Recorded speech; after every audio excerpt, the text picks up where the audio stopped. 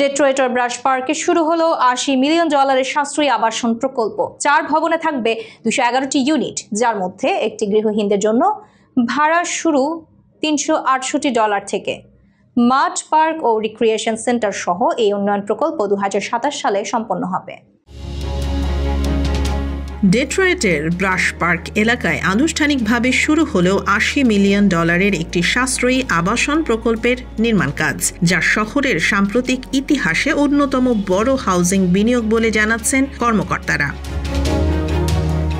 ঐতিহাসিক ব্রুস্টার ভিলার recreation centre এর পাশেই অনুষ্ঠিত এই গ্রাউন্ড ব্রেকিং অনুষ্ঠানে উপস্থিত ছিলেন মেয়র মাইক ডুগান, শহরের নেতা এবং কমিউনিটির বাসিন্দারা। মেয়র বলেন, ডাউনটাউনের হৃদয়ে আমরা এমন আবাসন তৈরি করছি যা আমাদের বাসিন্দাদের প্রাপ্য মানের জীবন ও সুযোগ নিশ্চিত করবে।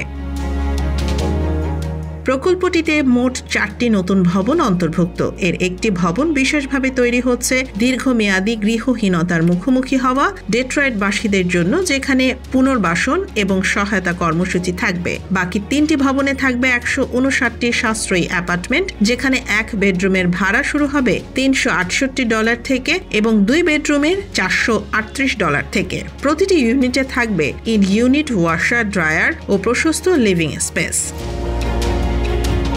প্রকল্পে আরও থাকবে সকার মাঠ, ফুটবল মাঠ, পকেট পার্ক এবং পর্যাপ্ত ইনক্লুসিভ পার্কিং, যা জানান MHT হাউজিং এর প্রেসিডেন্ট ভ্যান ফক্স।